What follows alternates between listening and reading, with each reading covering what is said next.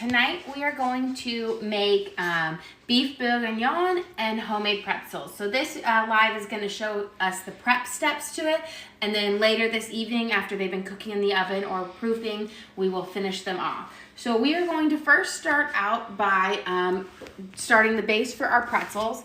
I'm going to use 1.5 cups of warm water. I'm going to pour it in here. And then I'm gonna put in 1 tablespoon of active dry yeast.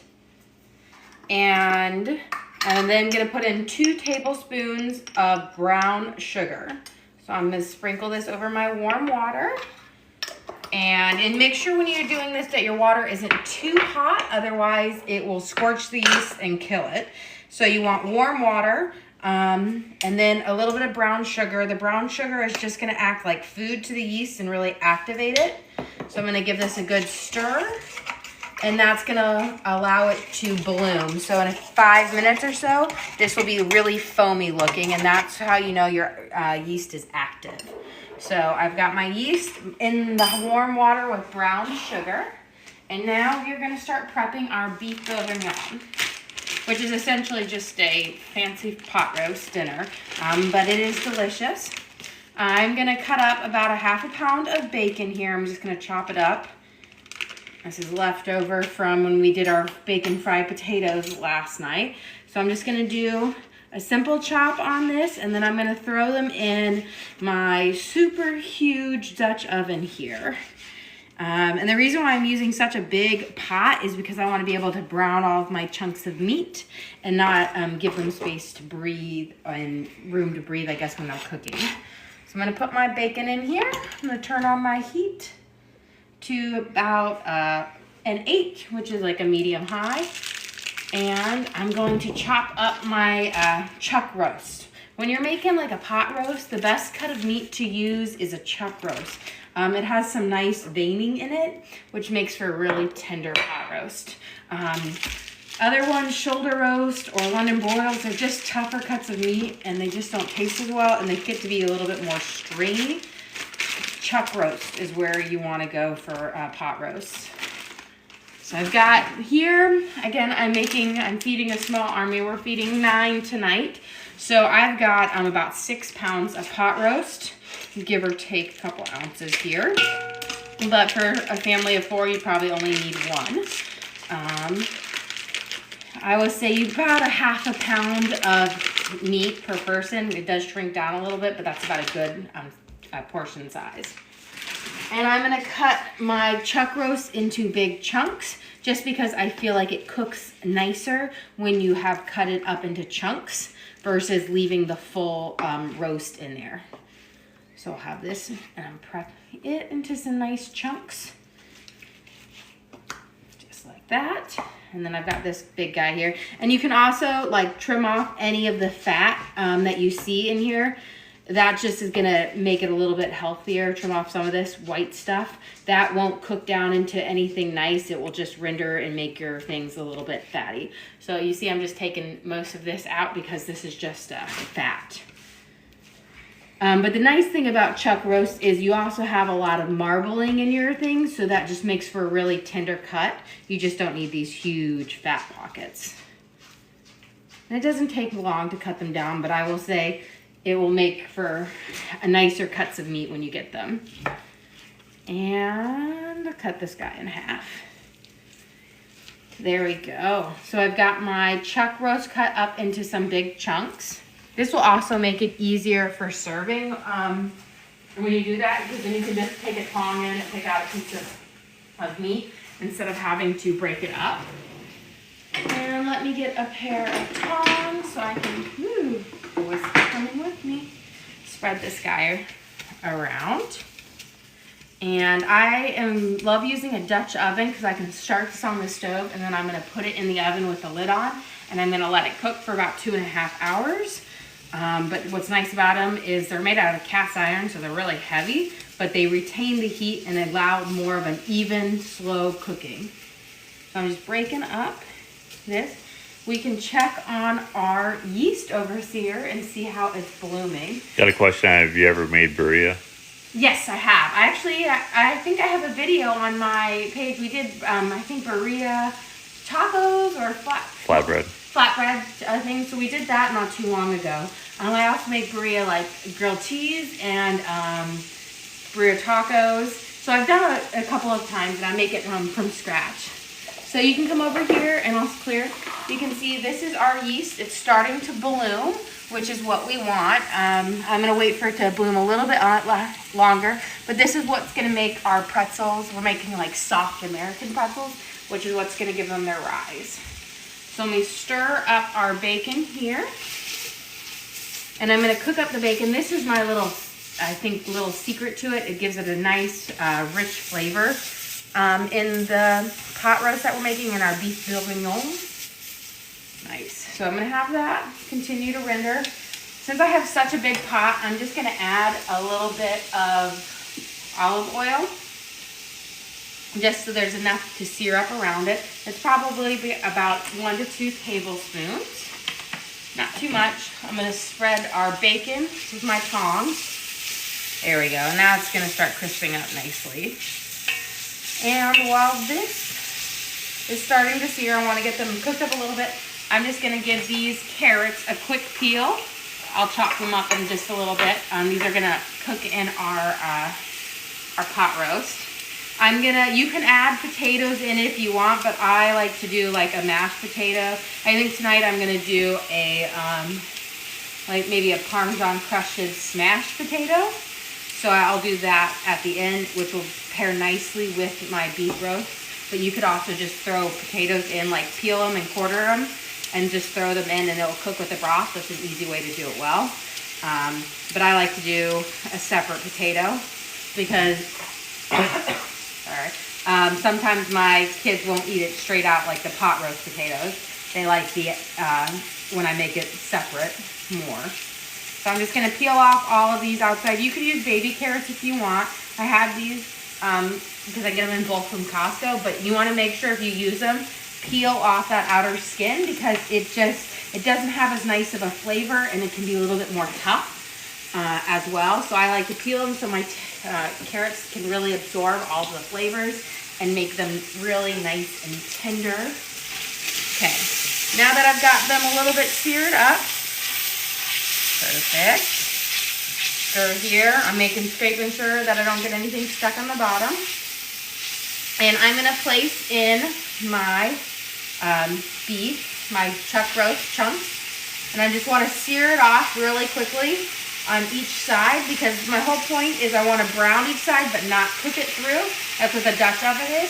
But this is going to give it a nice crust on your meat, a nice tender thing, so that your pot roast doesn't completely fall apart. If you don't do a sear on it, a lot of times your pot roast will just get really, really stringy. So the searing allows it to kind of keep its shape. Perfect. So I've got those all in there nicely. I'm going to flip my cutting board over and take my knife and give it a quick wash since I'm going to be chopping up vegetables next. And while that's browning on each side, we're going to look at it. You see my yeast now? It's completely foamed up. It's blooming is what we call it. Now I'm going to add our next ingredients for this. I need to get butter. Forgot about my butter. So I'm going to use about a stick of butter. So 1/4 of a cup. I'm going to pop it in the microwave and melt that. And then I'm going to add in between 4 and 4.5 cups of bread flour and some salt. So I'm going to pop this in the microwave for about 30 seconds to where it's nice and melted. There we go. Perfect.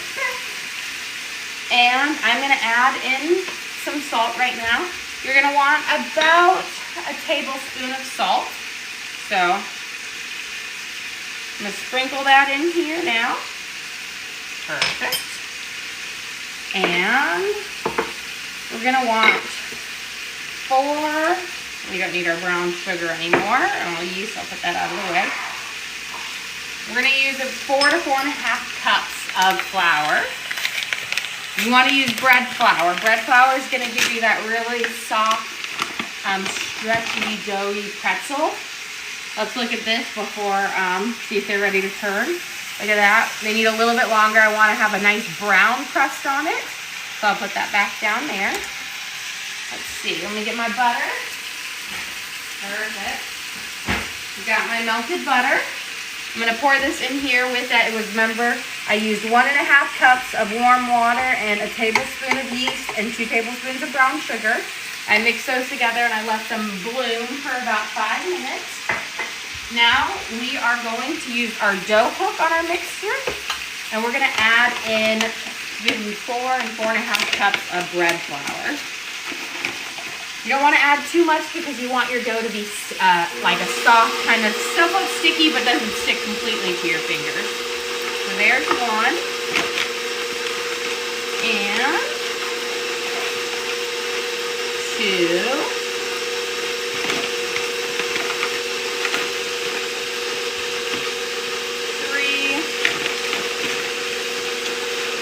I'm going to start out with 4, and then I'll see if I need to add any more in there. So I'm going to let that knead on there with my dough hook. And I think these will be about ready to flip over. And what we're wanting is some nice browning right here on the sides.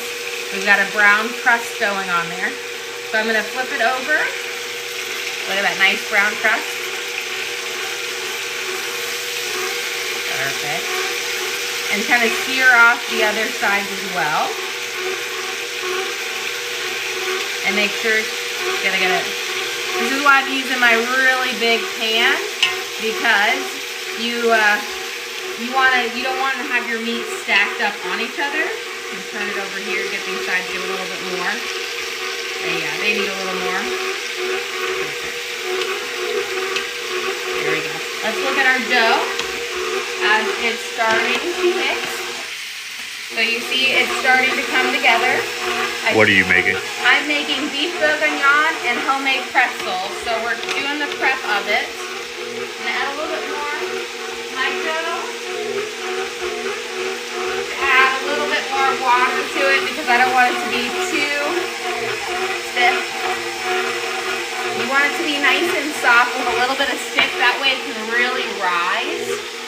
So we'll mix this together, and then what we'll do is I'm going to put it in my oven. I have a bread proofing thing, and that's going to heat it at 95 degrees, and it will allow it to like rise really nice in an even temperature. So I'll have that rise for about 1 to 2 hours until it's doubled in size.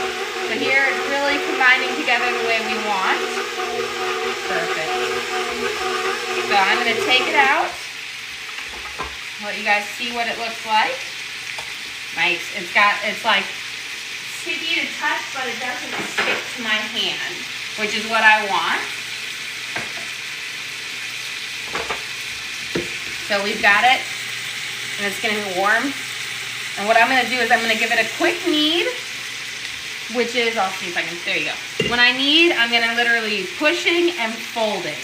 So you're really just kind of stretching the dough and then folding it over. So that's kind of, do a quick knead to form it into a ball shape. Perfect. And then what I'm going to do is I will put a little olive oil in my bowl. And this is going to help it rise and not stick to it. Before I do that, I think these guys are ready to flip over. Don't want to overcook them. Perfect. Get those guys. Let's see how these are doing. Good. I'm going to have it trying to cook on those sides more. And here's what I'm going to do. I put my, like about a tablespoon of olive oil in there. And I'm going to just kind of roll it around the edge. Then I'm going to take my dough and kind of roll it in the olive oil until it's coating. This is going to prevent your dough from drying out or forming a crust during the rising process, and prevent it from sticking to the bowl. If it sticks to the bowl, it prevents it from rising as well as it could. And we want it to get a nice rise on it so it's a nice puffy, soft dough. And I'm going to just cover my bowl with some pressing seal. You can use like a cloth if you wanted or whatnot. I find saran wrap or pressing seal helps keep the moisture in the best. So I'm just going to put it over there, and I have my oven proofing in my bread proofing setting at 95 degrees. So if your oven doesn't have a bread proof and it won't go below, most ovens won't go below 175, just find a nice warm spot in your house or a sunny spot and put it there to do it. I used to do it on top of my dryer, and I would run a load of laundry in my dryer, and I'd put a towel over it, and that would be a perfect way to rise my bread. Okay, good. So these all have a nice little sear on it. I'm gonna turn my heat down. Perfect. And I'm just gonna get a tray out of here, and I'm just gonna move my beef roast off of it to sit for a second. I'm gonna add them back in, but I wanna saute up my vegetables and the meat drippings in first. So I'm just gonna move them out to the side, and then I'll add them back over in just a little bit. But you can see, they're not cooked through. You want them to be still raw in the middle, because they're gonna slow cook in the oven for 2 to 3 hours. I got a question about the mushroom soup and wondering if there's a full video of it. I believe we have one up, and it's on our other platform. You can go through our profile. Yes. Oh yeah, that was a good mushroom soup. Yeah, I'm pretty sure we have it up there. My husband does all the techie stuff. I just do the cooking. Okay, so in here in my pot, you can see we've got our meat drippings and our bacon. This is what's gonna give us a really nice flavored sauce to it. So what I'm going to do is I'm going to add 1 yellow onion. I'm gonna do kind of a quick dice on it. You don't want it to be too big. Just think about what you would want in a bite size. So if you're taking a bite of this, what you can manage in your mouth. So you don't want it to be too big that you've got a huge chunk of onion in there. So I'm just doing it just like, let me break a piece out. So they're gonna be like that big. Just nice, something that you can handle when you're eating. I think that's what I think about when I'm cutting stuff up. There. I'm gonna pop these in here. So that's 1 yellow onion. You could use Valdalia or sweet onions, but white onions and red onions are not very good for roast or stews. Those are more good, better eaten fresh.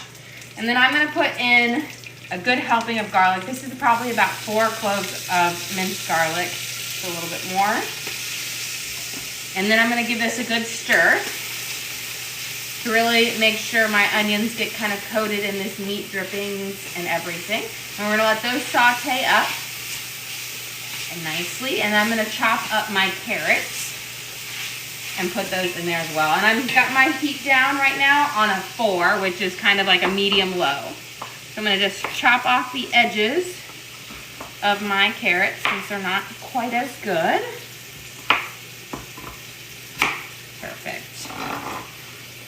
And I'm going to kind of cut them into fourths like this.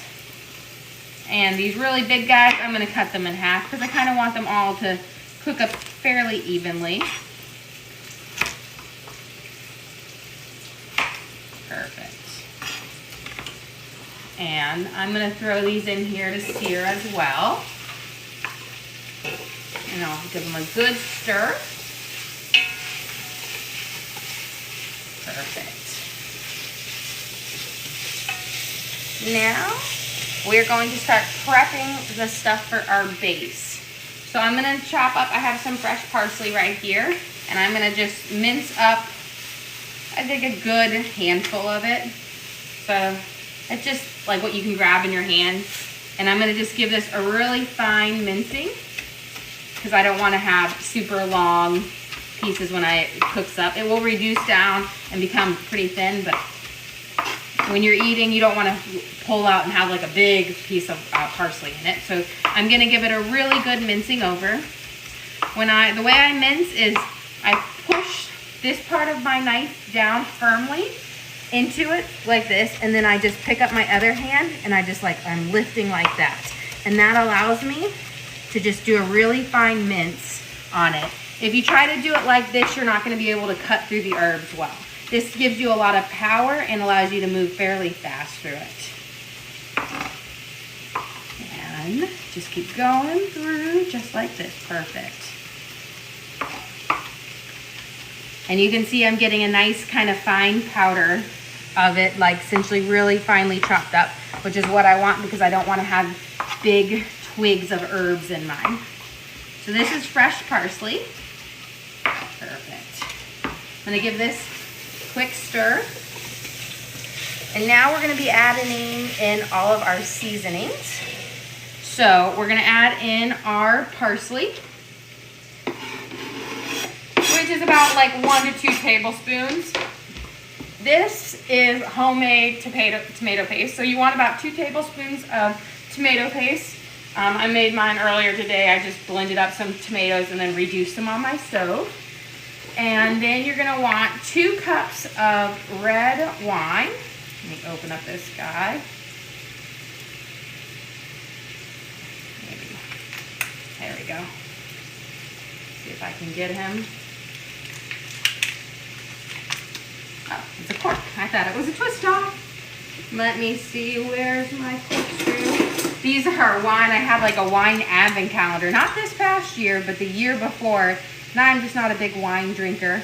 So I've slowly been using it to cook with. But it was like one that it came with 12 white wines and 12 red wines. Perfect. So you're gonna want, there we go. You're gonna want 2 cups of red wine. So I'm gonna fill it up to right here in the middle. I think this whole bottle is around 2 cups. Perfect.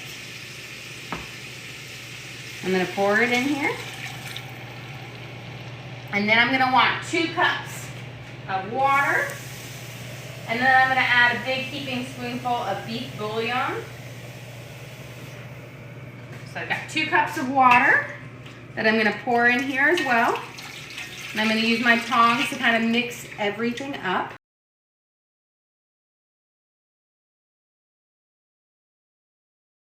Juice down and make into kind of like a meaty gravy in there. And I'm gonna add in some thyme. About a tablespoon of thyme, so I'm just gonna use my hand but show you kind of what a tablespoon looks like. So that's about a tablespoon of thyme. If you have fresh thyme, use it. It will be much better than dried, but that's what I have. And then we're gonna put in 3 bay leaves. These are like dried leaves that have a very herbally flavor to them, but they are great for stews. I'm breaking them up so that I can really spread it around. And we're gonna add a big heaping spoonful of beef bouillon. You can use the dry bouillon if you want it, or like the cubes. I find this is my favorite to use. It's just a new one, so I'm gonna open it up. There we go. So I'm gonna get a big heaping spoonful of beef bouillon. And this is gonna give a nice beefy flavor to our broth, which we'll also get from our chunks of meat. And it will also add a little bit of salt. So I've got that in there. I'm gonna scrape it off with my tongs. And I'm gonna give it a nice stir. And I'm gonna turn up my heat because I want it to come to a quick boil real quick to really bring in those flavors. I'm also gonna add in a little bit of garlic salt. I'm gonna probably do about a tablespoon of garlic salt. Spread that around. And then I need a little bit of black pepper. So let me grab my black pepper out of my spice cabinet. Where has my pepper? There it is. Perfect. And I'm gonna put in about a teaspoon of black pepper. And then here, I'll show you what a teaspoon, that's about a teaspoon in your hand. I once knew a chef who got circles tattooed in their hand. That way they never needed to have like a tablespoon or a teaspoon measure on it. I just kind of eye it by wall. So I've got this heating up. And it has like a very lovely aromatic smell right now. And what we're gonna, once I get it to a boil, we're gonna put our meat in. Well, first we're gonna cover it with some flour, stir that up, and then we're gonna put our meat in for it to can make sure they're completely kind of submerged, and then we'll pop it in the oven at 350, and we're gonna let it cook for about 2 to 3 hours. So we're getting warmed up here. So I'm gonna get my flour. I don't want to use bread flour. I want to use all-purpose flour. Bread flour has more gluten into it, which is great for breads because it gives you that elasticity and that stretch for it.